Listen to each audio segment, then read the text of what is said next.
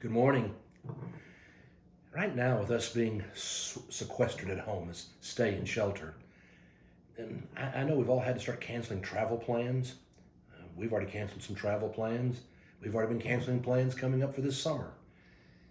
And with losing all the gift of travel and going and doing things, I found myself thinking about some of the trips that we've gone on in the past.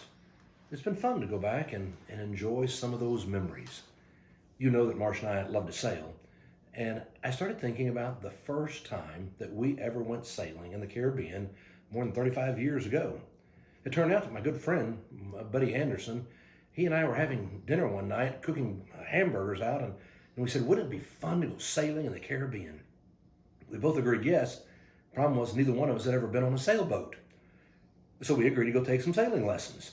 We went down to Clear Lake, which is south of Houston. We got our bareboat's captain's license, which meant we now knew how to raise a sail and drop an anchor. And then the four of us, we hopped on a plane, flew down to Charlotte Amalie on St. Thomas there in the Virgin Islands. We had chartered a 41-foot sailboat. Buddy and I had to pass a quick sailing test.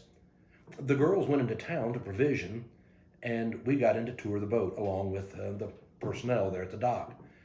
It was really rocking already at the dock. The wind was blowing, the waves were kind of up. We had our head down in the bilge, and it's smelling of diesel.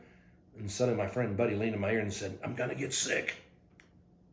He ran to the front head, the bathroom, and there he threw up. He came back and said, "Must have been the eggs on the plane." And I'm thinking, we're not away from the dock yet. We're never going to be given this boat. Well, they let us take our little test. We went out. We passed. When we came back and docked, well, the girls were there at the provisions. We stowed them below, and we decided to head out. It was later in the day than we had hoped, but we really were anxious to be out at anchor. We had to go out through this bay and kind of go around a point, and there was a place on the charts called Honeymoon Harbor. It had a beach bar, and you're supposed to be able to have live music and have something to eat and drink and dance in the sand under the moonlight. It all sounded perfect, the reason we wanted to be there. So we took off as hard as we could go. We didn't raise a sail. We just fired up that engine, and I gave it the gas. And as we were going out, we were running into the waves, and it was just pounding into the waves. And Buddy was lying down on a cushion. He still not feeling well. When suddenly his wife, Susie, hollered, "I'm going to get sick." We hollered, "Go to the rail." She ran over to the side of the rail, and she was throwing up. In a moment, I looked over to Marsh, and I said, "You need to go over and check on Susie." And she said, "If I move, I'm going to get sick." And she kind of laid down on the cushion. Three were down on the deck. We were just leaving the dock. We were crashing through the waves, and the wind was howling, and we finally got around the point. There was a lot of boats already anchored up close near the beach bar. We decided to anchor out a little ways because we weren't all that confident in our anchoring. And so we were a good ways out. We dropped the anchor, and we immediately changed into our clothes that would look nice to dance on the beach. We then climbed into our little dinghy, the little boat that you drag behind your sailboat when you're down like that. And we climbed in, and Buddy got in first, and then the girls, and they started trying to start the engine, and I climbed in, and I cast off. In a few minutes, we realized the engine's not starting. And Buddy said, "You didn't cast off, did you?" Yes. We were now floating, four people in this little dinghy out in the ocean, and we realized the current was pulling us away from the shore. We were headed out to sea. No engine. And then we realized we were hearing the waves rolling onto a reef. We'd seen that on the charts. When we'd come around it, we were headed for the reef. So Buddy began pulling harder and harder, trying to get that engine to fire, and he finally got it to start. We were thrilled. We started racing towards the shore, and about 2/3 the way there, the engine died again. But now the ocean was pulling us up towards the shore. We got close. The waves were crashing. The boat is turning sideways. We all had to jump into the water up to our chest. So much for the nice clothes. We pulled the boat up onto the shore. Way down, more than a mile was the beach bar.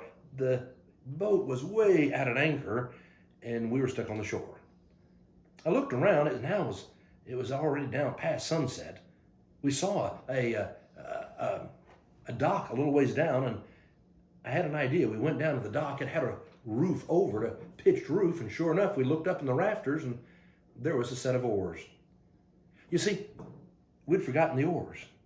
We couldn't row the boat. It literally wasn't going anywhere.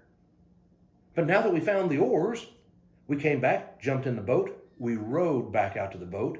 The girls got back on. They gave us our oars. We rowed back to shore. We went and put the oars back where we had found them, and then we rowed back to the boat.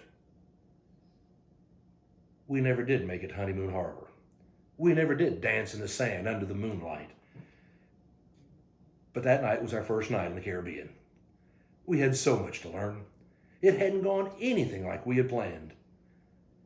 And yet when I look back, it always makes me smile. What would make you smile? Take the time to go back and think about some of your memories. You're probably going to find they were the very memories where things didn't go exactly the way you planned. And they're the memories that you cherish the most. Right now, you and I have the opportunity to make some memories in a situation that is not exactly what we planned. But we can live in this moment. We can make memories. We can share love with family and friends. And one day we'll look back on these and they will make us smile. I hope you'll take the time today to enjoy a memory. And I hope you make it a blessed day.